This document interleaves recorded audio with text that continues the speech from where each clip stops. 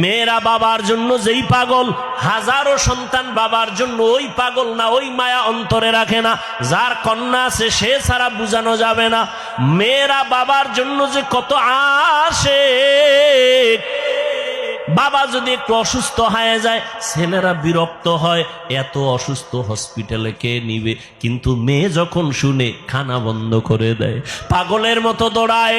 বাবার অসুস্থ খবর পাইয়া বলে আমি আর ঘরে থাকবো না। বাবায় কই, বলে হসপিটালে, কয় দৌড়াও। ওই মেয়েটা বাবার কাছে যায়, বাবা এত কষ্ট পাইও না, কাঁদিও না।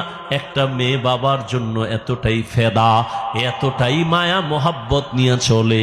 একটা মেয়ে চায় তার কলিজাটা কাইটা বাবার জন্য দিয়ে দিবে। ওই মেয়ে পাইয়া যারা খুশি না, তোমাদের কপাল বড় খারাপ।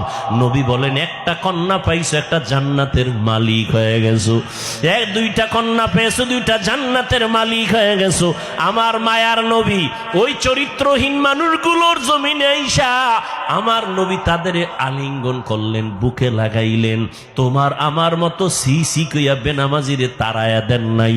আল্লাহর নবী ওরা গালি দেয়, নবী আরো কাছে যায়। ওরা লাত্তি দেওয়ার চেষ্টা করে, নবী আরো কাছে যায়। ওরা গালি দেয়, ওরা বদনাম করে, নবী প্রশংসা করে। ওরা জবান বন্ধ রাখে, বেজার হয়, নবী বারবার হাসি দেয়, আসো। নবী এমন ভাবে তাদের মোহব্বতের বন্ধনে আবদ্ধ করলেন। মাত্র 13 বছরের ব্যবধানে মক্কার মানুষগুলো এত দামি হয়ে গেল। নবী একটা বেতের বাড়িও দেন নাই, একটা গালিও দেন নাই। নবী চোখ গরম করে কারো দিকে তাকান নাই। নবী গালি শুনছেন কিন্তু জবাব দেন নাই। মাত্র 13 বছরের ব্যবধানে এই মক্কার চরিত্রহীন মানুষগুলো এত দামি হয়ে গেল। আল্লাহ জিব্রাইল আমিনরে পাঠায় বলে, যাও লিস্টি দিয়া দিলাম, লিস্টির মধ্যে নাম আছে। নবীকে বলো ঘোষণা দিয়া দেয়, এই লিস্টিতে যাদের নাম আছে সবাই বিনা হিসাবে জান্নাতি। রহমতের নবী অল্প টাইমের ভিতরে মক্কার মানুষগুলোকে জান্নাতি মানুষে পরিণত করে ফেললেন। সুন্দর আখলাক আর ব্যবহার।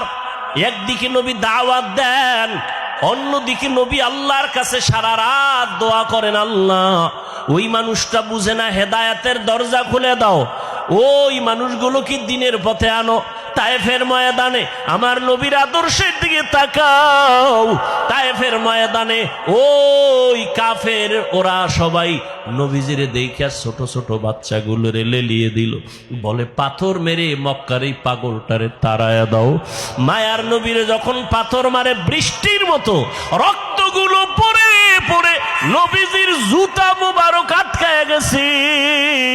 নবী চোখের পানি ছেড়ে কাঁদে। আল্লাহ সহ্য করতে পারলেন না। ও জিব্রাইল, আমার নবীরে গিয়া বলো এখনই তায়েফের জমিন উল্টায় সব ধ্বংস করে দেই। জিব্রাইল আইসা বলেন, ইয়া রাসূলুল্লাহ, আল্লাহ পাকের হুকুম, আপনি বললে তায়েফের জমিন উল্টায় দিব, সব মেরে ফেলবো।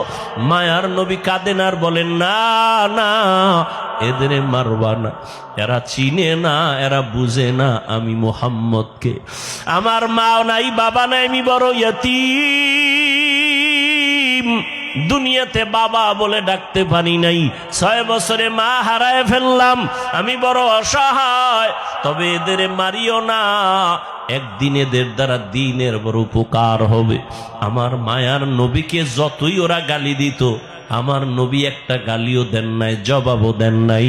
নবীর আদর্শ দিয়া মক্কার জমিনটাকে জান্নাতি মানুষ বানায় দিলেন সব। ও আল্লাহর বান্দারা, ওই রহমতের নবী কেমন আদর্শ কায়েম করে দিলেন। যুবকদের নবী বলে গেলেন, যুবকের আমি মুহাম্মদের উপকার করেছে, বুড়ারা আমি মুহাম্মদের বিরোধিতা করেছে। ও যুবক বাবা, কয়দিন আর দুনিয়াতে বাঁচবা? আমি কিন্তু এতক্ষণ চিল্লাইলাম, তোমার পায়ে ধরে ধরে বয়ান করলাম। কুত্তার মতো সারাটা দেশে ওলামায়ে কেরাম দৌড়ায় আর বয়ান করে, পাও ধরে। ও আল্লাহর বান্দারা, বিনিময়ে তোমরা একটা টাকাও দাও না, বরং গালি দাও, বিরোধিতা করো। এরপর আলেমরা কিন্তু এর গালির জবাবও দেয় না, বরং দেখলে হাসি মুখে সালাম দেয়, মোহব্বতের সাথে বুকে লাগায়। এর একটাই মাত্র কারণ, নববী আদর্শে তারা চলতেছেন, দুনিয়ার মানুষের দিনের পথে ডাকতেছেন। ও যুবক বাবারা, আজকে আমি এই কথা বলি নাই তুমি আজকে আমার মতো পাগড়ি লাগাও, স্কুল কলেজে তালা লাগায় মাদ্রাসায় চলে আসো, না।